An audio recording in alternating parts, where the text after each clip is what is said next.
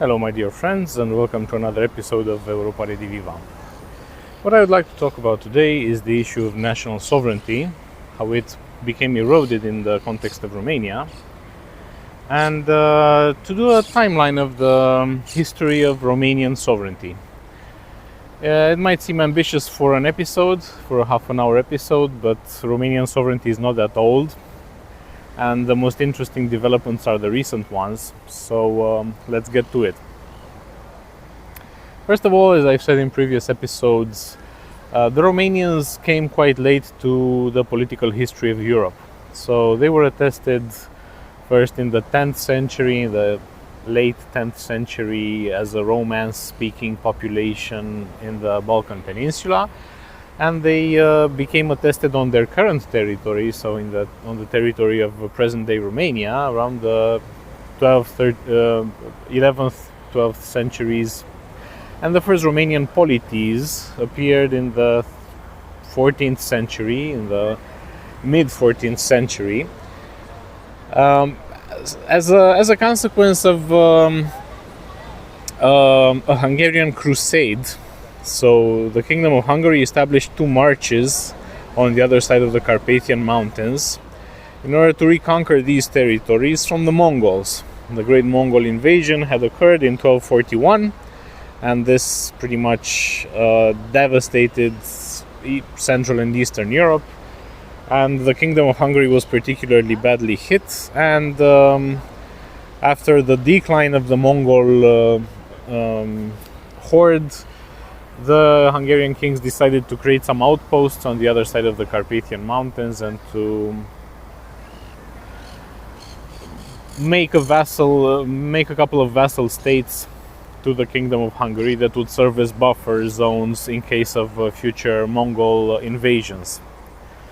And this is how the two polities came to be. Subsequently, they fought wars against the Hungarian kings. They changed sovereignties, so they became vassals to other countries in the region, to Poland, Wallachia, to some extent to the Second Bulgarian Empire, and subsequently they came under Ottoman rule.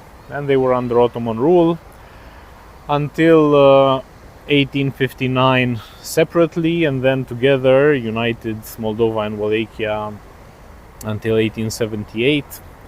When the United Principalities obtained their independence and became recognized as a subject of international law after the Congress of Berlin.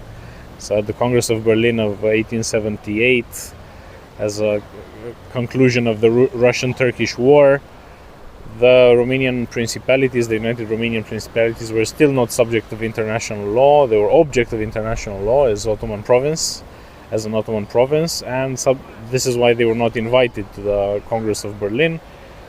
They only started being recognized as political bodies, as independent political bodies, as of the Congress of Berlin, so as of 1878. And the first actually independent Romanian state was the Kingdom of Romania, established in 1881. So as a consequence of the fact that the United Principalities obtained their independence, they reorganized in a monarchy. Well, they continued the monarchic line that was a principality under the Hohenzollern family, and they turned it into a kingdom in its own right.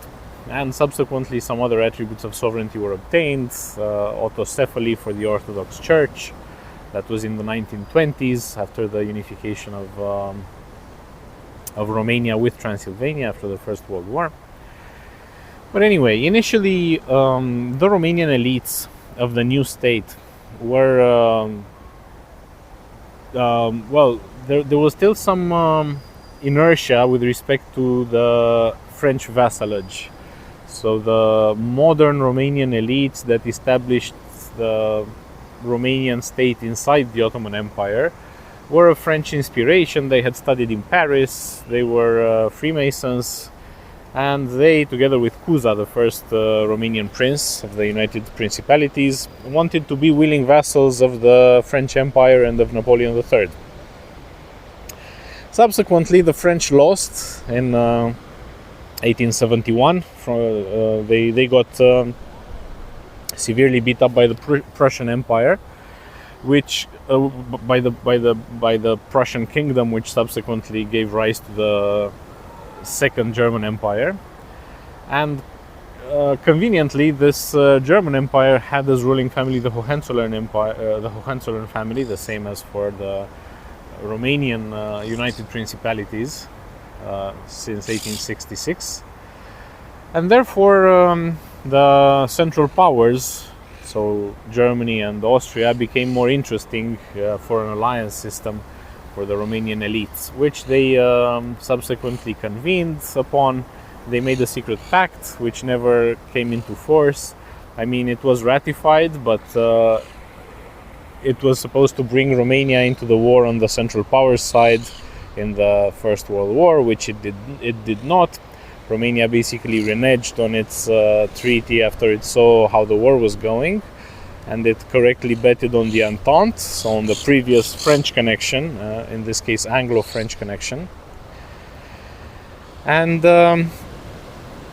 throughout this time, the political elites of Romania were pretty rough to the majority of the population, which were the peasants and which were Romanian in their own right.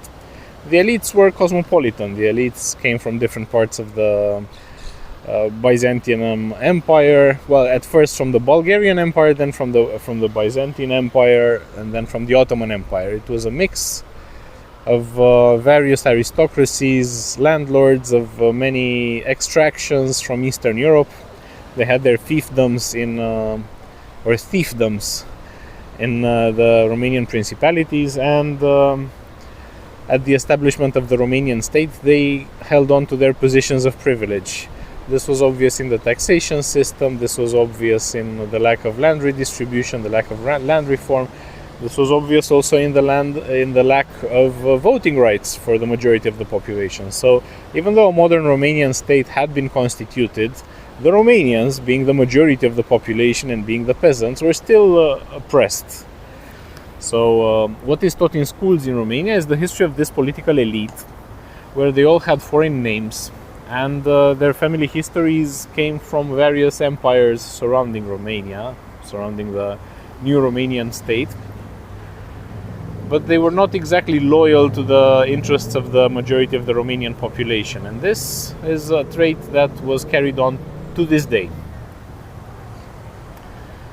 So when we speak about a modern Romanian state, an independent Romanian state, we do not exactly speak of a sovereign state, because sovereignty stems from the populations. Sovereignty stems from the people. Modern states, contemporary states, are emanations of this popular will, of the people to govern themselves freely through elected officials, representative elected officials, and to basically manage this endowment that they have, be it natural resources, be it the labor of the population, the things that can be used as resources in order to derive wealth. This is the role of the state, this is the role of the government, and the sovereign state is one that functions to the benefit of its own people. Of course, even until the present, a neo-colonial way was perpetuated in which nominally independent states are governed to the benefit of their former imperial paymasters. And you have situations like countries in sub-Saharan Africa selling their resources for nothing to some French companies or Belgian companies or British companies, or companies from the previous colonial rule. And of course, nominally they are independent, but in practice their political elites are subservient to some armed militias, so that the European governments in question have plausible deniability. And those armed militias are financed by the corporations that extract the wealth from those countries, and those corporations belong to those respective countries. So at the end of the day, you still have the same ties of exploitation as you had in the colonial period, but now they are disguised through indirect means, and these countries appear to be nominally independent. The same thing happens to Romania nowadays, but this was done through a more insidious way, through cultural engineering first and foremost. So that the situation of the present-day Romanians is that they live under a public discourse and under a political reality, which is to a large degree governed by a network of foreign agents that have even captured state institutions so as to exert the agenda of their foreign paymasters to the detriment of the general population.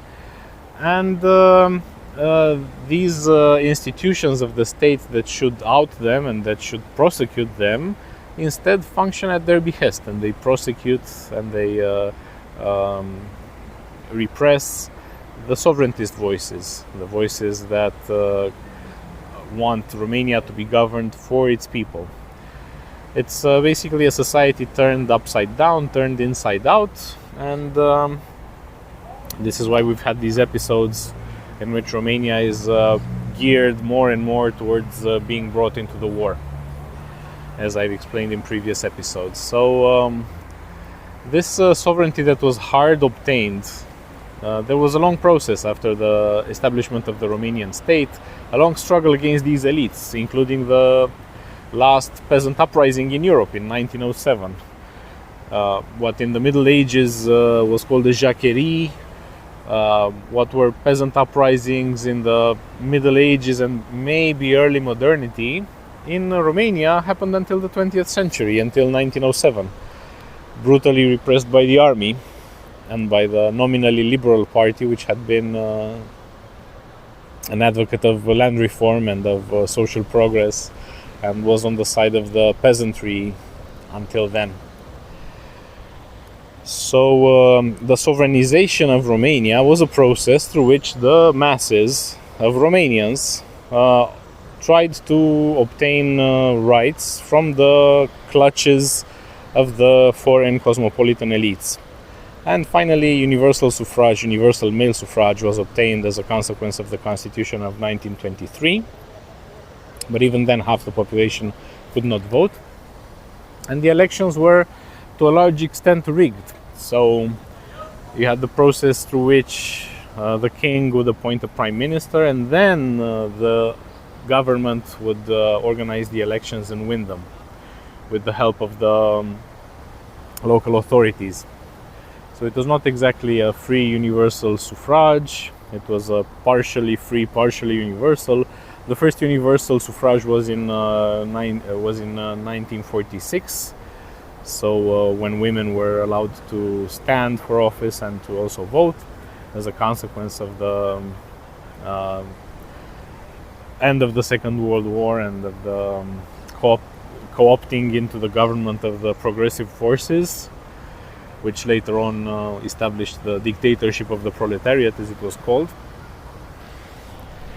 So, in my opinion, the only period in which Romania was truly sovereign was the period from the withdrawal of the Soviet troops in 1958 until 1989, when the newly established network of foreign agents, be them KGB agents or MI6 agents, some organizers of the Romanian Revolution were MI6 agents, some were Israeli, but the majority were KGB officers, GRU officers, people who had been recruited during their studies in the Soviet Union and who made the backbone of the Romanian army.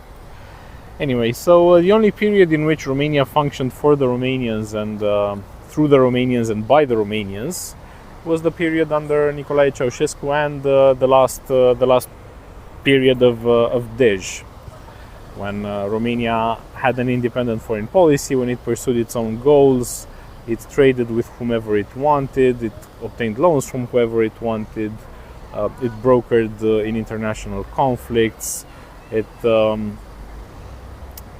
was an independent actor on the world stage, and it had various cooperation projects with all possible parties of the international system that you can think of. Israel and the Palestinian Authority, the Arab countries, Iran, Libya, the United States, Western Europe, France, the Soviet Union, of course, the Eastern Bloc, the non-aligned movement, Yugoslavia. It was friends with everybody, Africa, and it was a regime of national development.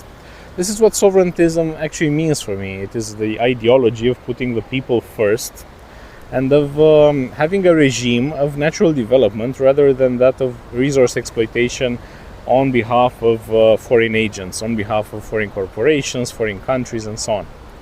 And unfortunately, after the so-called revolution of 1989, this regime of national sovereignty eroded progressively until it came to the farce that is today. So these foreign agents, which had been recruited by Western intelligence services, managed to integrate themselves into the state, managed to pass legislation favoring them and outlawing the domestic intelligence workers. So, for example, in Romania, we have this piece of legislation that collaborators of the domestic intelligence services of Romania from before 1989 are not allowed to hold public office. However, collaborators of foreign intelligence services of other countries are allowed to hold public offices, and they have had. So we've had countless journalists from Radio Free Europe, so basically recruited by the CIA, in positions like foreign ministers. So they nominally represented the interests of Romania abroad, but in practice they represented the interests of the power that recruited them in Romania. And in the media, our whole media landscape is dominated by these people who regularly assemble at the US Embassy and take their directives from there, or who receive grants from the National Endowment for Democracy, from USAID, and so on. And they claim to be independent media. Now they even have their own shows on national state television, and the Romanian national broadcaster buys formats from the NGOs sponsored by USAID and NED to broadcast them on the public television. So basically, the Romanian state, the Romanian structures, instead of conveying a national point of view stemming from national interest, they broadcast the point of view of the grant recipients, of the foreign grant recipients, of the people who had been recruited by foreign secret services to co-opt the Romanian state. Even the Romanian army did not escape this trend. So people who were recruited by Ukraine to send out its message in Romanian society and to align Romanian society with Ukrainian war interests are promoted by the military press, by the press of the National Ministry of Defense.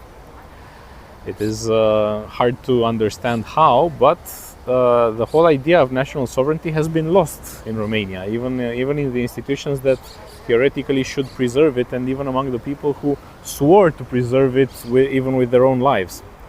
So you have this situation in which the network of foreign agents dictates in institutions which should guard national sovereignty.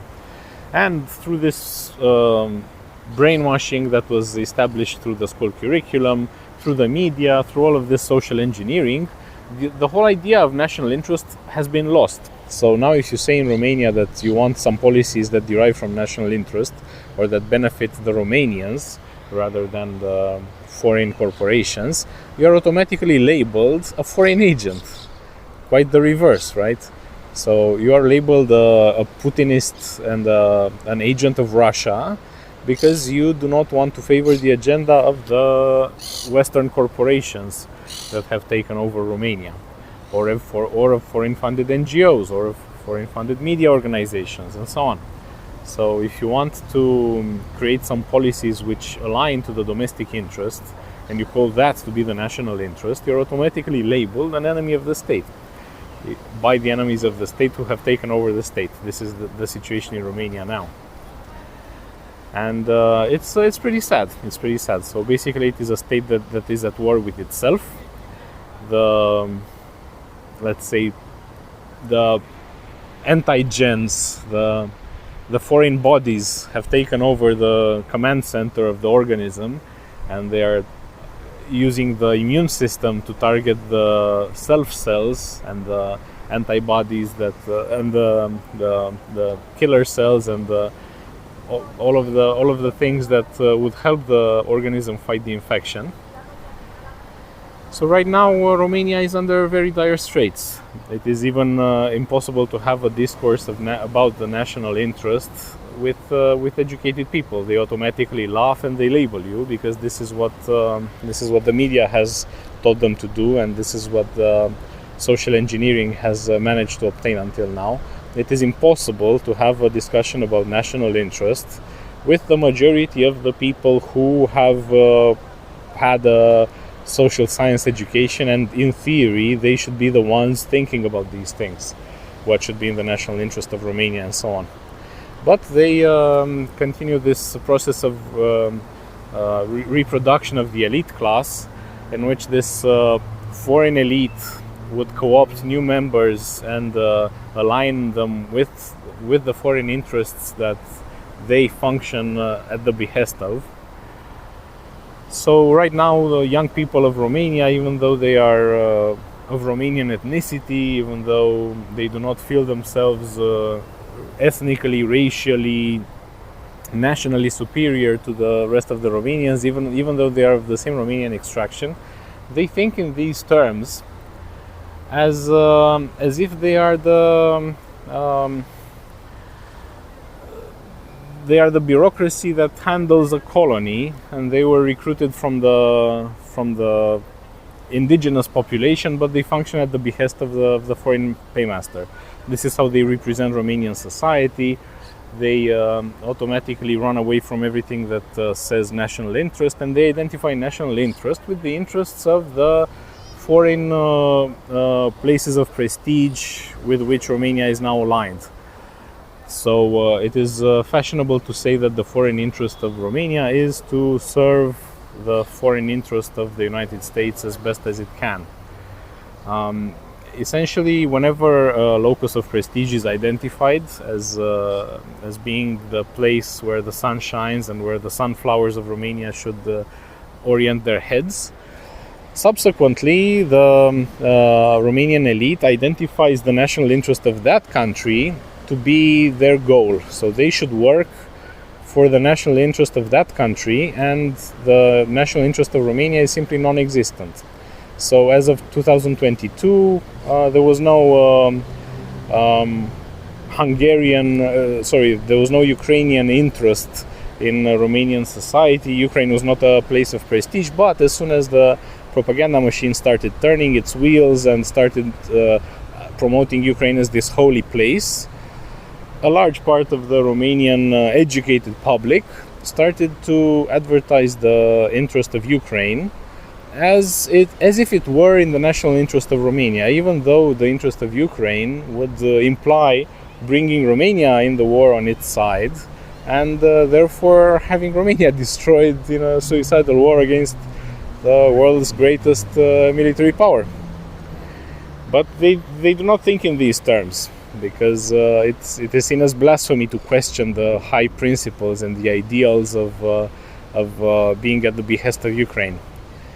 So be it France, be it the United States, be it Ukraine, this generation of young people that are reproducing the Romanian elite have no problem sacrificing what they don't even regard to be Romania's national interest anymore. So maybe their forefathers, the people who defected in 1989 to the United States services or to MI6 or to the KGB, knew very well that they were committing treason. But young people nowadays align themselves with these foreign powers without having the slightest hesitation, and without realizing for a second that they are actually betraying their country, and they are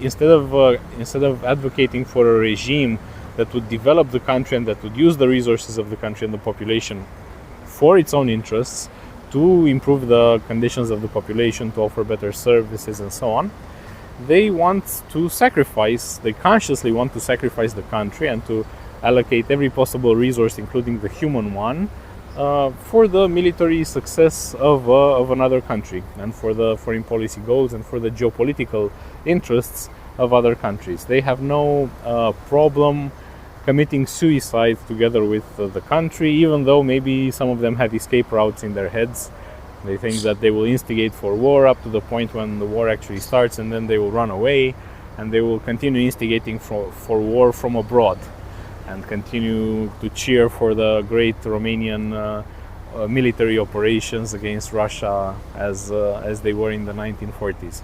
I don't know if these people are conscious of the fact that they will have to go into the meat grinder. Probably not. Probably they are thinking that they will somehow that they are too good for this fate, and that they will just instigate from abroad, from a safe distance. But this is the sad nature, the sad, treasonous and treacherous nature of the Romanian elites, and this is what I wanted to talk to you about today, about this history of how the Romanian elites never had the public interest at heart and continue to not have it, and now we live in these times in which there is no notion of national interest anymore. When you say national interest in Romania, it sounds passé, and more it starts being associated with the interests of Russia and with national treason, because why not substitute something for its opposite, right? If you have the grant recipient class running Romania, who are agents of foreign powers, and they persecute the domestic agents allegedly for treason, then basically you can just shift the meaning of the words. You can replace a word by its opposite and switch their meanings, because nothing matters anymore, and we are at the dissolution of meaning, or at least of the dissolution of the Romanian state, unfortunately. This is what I wanted to talk to you about today. If you like what I do, like, share, subscribe. If you want to support my work, you'll find a link in the description of the channel how to support me financially. And until next time, take care.